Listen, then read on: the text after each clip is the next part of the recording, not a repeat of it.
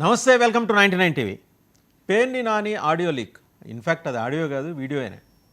ఆయన వాళ్ళ party general secretary తోటి లేకపోతే పార్టీ స్టేట్ కోఆర్డినేటర్తోనే మాట్లాడుకుంటున్నారు. ఏమని? ఇప్పుడు కృష్ణా జిల్లాలో ఇప్పుడు ఈ జెడ్పీ చైర్పర్సన్ మీద కారు మీద అటాక్ జరిగింది కదా అండి, అది లోకేష్ గారి డైరెక్షన్లో జరిగినట్టుగా మనం ఏమన్నా రాష్ట్ర వ్యాప్త ఆందోళన చేద్దామా అని ఆయన వాళ్ళు ఎవరో పార్టీ పెద్దల్ని అడుగుతున్నారు. అది చాలా కన్వీనియంట్గా ఎవరో మొబైల్లో చిత్రీకరించి లీక్ చేశారు. చిత్రీకరించిన వాళ్ళకి కూడా వేరే ఇంటెన్షన్ ఉండకపోవచ్చు. ఏదో నేను పేర్ని నాని గారికి నేను బాగా దగ్గర, ఆయన ఫోన్ మాట్లాడుతున్నప్పుడు నేను వీడియో తీశానని చెప్పుకోవడానికి ఆయన బహుశా ఒక ఇద్దరికే పంపించాడు. ఆయన అడిగిన వాళ్ళకి అడిగిన వాళ్ళకి వాళ్ళు కూడా ఏంటంటే వాళ్ళు కూడా ఇద్దరికేసే పంపిస్తూ రావడంతో మొత్తం రాష్ట్ర వ్యాప్తంగా ఇప్పుడు ఆ వీడియో వైరల్ అయింది. లోకేష్ గారి డైరెక్షన్లోనే ఇదంతా జరుగుతోంది అనేది మనం ఒక ఆందోళన దిశగా తీసుకెళ్దాం. ఆయన ఇంటెన్షన్ మంచిదే, కానీ అదేదో బహిరంగ సభలో మాట్లాడినట్టు ఆయన మాట్లాడటం వల్ల వచ్చిన చికాకు ఇది. ప్రతి పార్టీలో ఇలాంటివి జరుగుతూ ఉంటాయి. దాంతో మొదలెట్టి మిగిలిన అంశాల్లోకి వెళ్దాం. ప్రసాద్ గారు ఒకసారి ఆయన ఏం మాట్లాడారో చూసి వెళ్దాం. సరే, ఇప్పుడు గుడివాడలో జడ్పీ చైర్పర్సన్ దాని ఏమో స్టేట్ వైడ్ ఇష్యూ కింద బీసీ లేడీ మీద అటాక్ చేశారు. తెలుగుదేశం ఎమ్మెల్యే గోండాలో ఎమ్మెల్యే డైరెక్షన్ పైనుంచి లోకేష్ డైరెక్షన్ కొంచెం గట్టిగా స్టేట్ వైడ్గా అందరితో మాట్లాడించి కొద్దిగా చేస్తే బాగుంటుంది. ఎందుకంటే local ZPTC Gudivada local ZPTC ఆవిడ Zilla Parishad chairperson BC lady Gowda caste. So అదండి, కొద్దిగా మనం దాన్ని అని ఆయన నసుగుతూ కొద్దిగా మనం దాన్ని తీసుకెళ్ళాం. ఆయన మాట్లాడుకోవచ్చు, తప్పేం లేదు, కానీ ఆ విషయం ఇప్పుడు ప్రధానంగా ప్రస్తావనకు తీసుకురావడం అనేది దానివల్ల చికాకు అయిపోయింది. ఇప్పుడు దాని చుట్టూదే ఇప్పుడు నిన్న నుంచి నెరేటివ్స్. ఇంకోటి ఏంటంటే కొత్త నెరేటివ్, ఆవిడ లోపల కూర్చొని ఆవిడ కారు మీద ఆవిడే అంటే ఏమంటారు రాడ్స్ తీసుకొని పగలగొట్టించుకుందిట. అది కూడా ఇందాక తెలుగుదేశం నాయకులు డిబేట్లో వచ్చినప్పుడు ఇది వాళ్ళకి ఒక కల్చరు మొదలైంది. ఇట్లా వాళ్ళ మీద ఇప్పుడు మన నల్లపరెడ్డి ప్రసన్న కుమార్ రెడ్డి వాళ్ళ ఇంటి మీద ఆయనే దాడి చేయించుకున్నట్టు ఇప్పుడు ఇది కూడా ఇదే స్కీమ్ ఇప్పుడు వైసీపీ చేస్తున్నట్టు. నిజమేనా సార్? ఇప్పుడు ఒకటి మాత్రం నేను చెప్పగలను సార్, ఆవిడ కారు మీద దాడి జరిగింది, ఇష్టం వచ్చినట్టు దుర్భాషలు ఆడారని. తర్వాత ఆవిడ బయటకు వచ్చి ఏడ్చుకుంటూ చెప్పింది, మనం కలర్ చూసాం. ఇప్పుడు పార్టీ పరంగా ఇప్పుడు పేర్ని నాని గారు ఒక లీడరు, ఆయన ఒక డైరెక్షన్, ఒక ఇష్యూని స్టేట్ వైడ్గా బీసీ, ఎందుకంటే తెలుగుదేశం పార్టీకి సంబంధించింది ఎప్పుడు వాళ్ళు ఇచ్చే స్లోగన్ అంటే ఇది బీసీల పునాదుల మీద ఏర్పడిన పార్టీ అన్నప్పుడు గౌడ స్త్రీ అయిన ఆ బీసీ వనితకి జరిగిన అన్యాయాన్ని ఖచ్చితంగా ప్రజాబావుల్యంలో చర్చనీయాంశం చేద్దాం. ఇది ఖచ్చితంగా అది ఒక స్టేట్ లీడర్ అన్న ప్రాస్పెక్ట్లో లోకేష్ గారు, స్థానిక ఎమ్మెల్యే అన్న ప్రాస్పెక్ట్లోనూ ఈ రాజకీయాలు చేయడానికి రాజకీయ పార్టీలు ఉంటాయి, కానీ అవకాశాన్ని అందిపుంచుకుని ముందుకెళ్ళడానికి ఒక డిస్కషన్ నడుస్తుంది వాళ్ళ పార్టీ శ్రేణులతో. అది ఎంతవరకు లీడే రేపు పొద్దున పార్టీ దాన్ని భుజానికి వేసుకుని మొత్తం స్టేట్ వైడ్గా చేద్దామో లేదన్నది సెకండరీ ఇష్యూ. బట్ వీళ్ళిద్దరు కాన్వర్జేషన్ ఆడ మహానుభావుడు ఎవడో రికార్డ్ చేసి బయటకు వదిలి యాజ్ ఇఫ్ అన్నట్టుంటే దానివల్ల ఏమవుతుంది?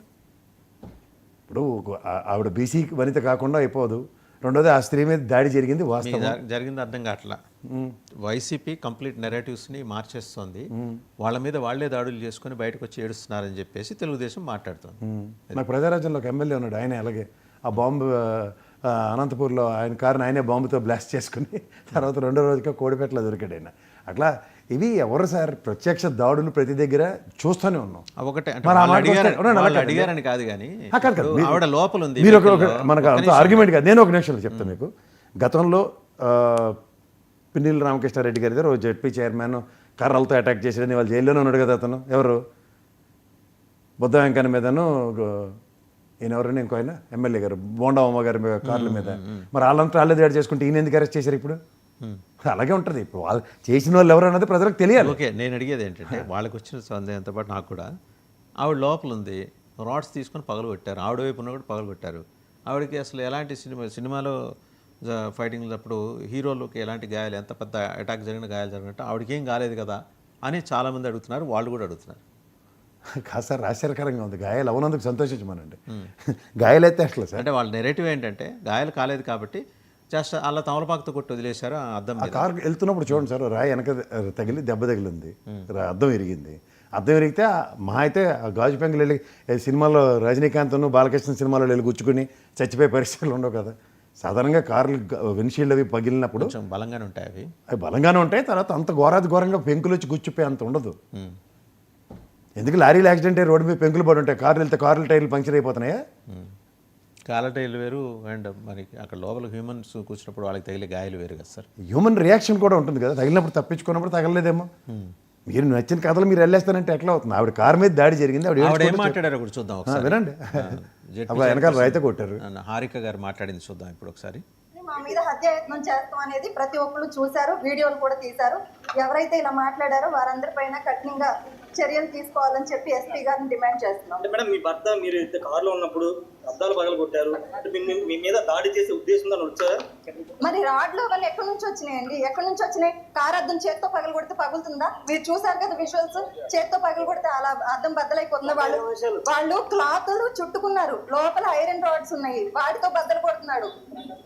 రెండో అద్దం కూడా, నా వైపు ఉన్న అద్దం కూడా బద్దలు కొడటానికి 3 సార్లు ప్రయత్నం చేశాడు. భయంతోనే మేము డోర్ కూడా తీయకుండా లోపలే ఉండిపోయాం గంటన్నర సేపు. తర్వాత మొత్తం పోలీసులు అందరూ సరౌండ్ చేసి మమ్మల్ని ఇక్కడ తీసుకొచ్చారు. మేము కంప్లైంట్ ఇవ్వడం జరిగింది. కావాలని మా మీద హత్యాయత్నం చేస్తాం అనేది ప్రతి ఒక్కరు చూశారు, వీడియోలు కూడా తీశారు. ఎవరైతే ఇలా మాట్లాడారో వారందరిపైన కఠినంగా చర్యలు తీసుకోవాలని చెప్పి ఎస్పీ గారిని డిమాండ్ చేస్తున్నాం. డిమాండ్ చేయడం ఎందుకంటే విజ్ఞప్తి చేస్తే అయిపోతుంది కదా. విజ్ఞప్తులకి ప్రతిస్పందించే రోజులు ఎప్పుడో పోయాయి. గవర్నమెంట్ మీరు చాలా అమాయకంగా పార్టీగా ఒక పార్టీకి ఏం లేడు కానీ గవర్నమెంట్ ఆఫీసర్ ఎస్పీ అంటే విజ్ఞప్తి చేస్తున్నాం అని అనొచ్చు కదా. ఎందుకు ఆ టెర్మినాలజీ ఎందుకు వాళ్ళకి? టెర్మినాలజీ ఏంటి సార్? అలా అక్కడ పోలీస్ ప్రొటెక్షన్ అంత మాబ్ అటాక్ చేస్తుంటే కనీస బాధ్యతగా పోలీసులు అక్కడ ఉండి విడదీసి వాళ్ళని పంపిస్తే మీరు అన్నవని నేను ఉన్నారు కాబట్టి ఆవిడ సేఫ్గా అక్కడ దాకా వచ్చారు. అవునండి, ఎవరి వెహికల్ డ్రైవింగ్ చేసుకుని వెళ్ళారు అంటే వాళ్ళు ఉన్నారు కాబట్టి సేఫ్టీ, ప్రాణాలతో బతికొండడం ఇంపార్టెంట్. మీరు నేను కార్లో వెళ్తున్నాం, మన కార్లో కూడా ఇలా దాడులు జరుగుతున్నాయా? ఏడపడితే అక్కడ ఇంటెన్షనల్గా వాళ్ళు చేస్తున్నా చూడమనండి ఒకసారి. రెండోది, నిన్న చనిపోయిన డ్రైవర్ రాయుడు లేదా శ్రీనివాస్, అతని సోదరి మాట్లాడిందండి. అమ్మాయి ఏం మాట్లాడిందో ఒకసారి చూద్దాం.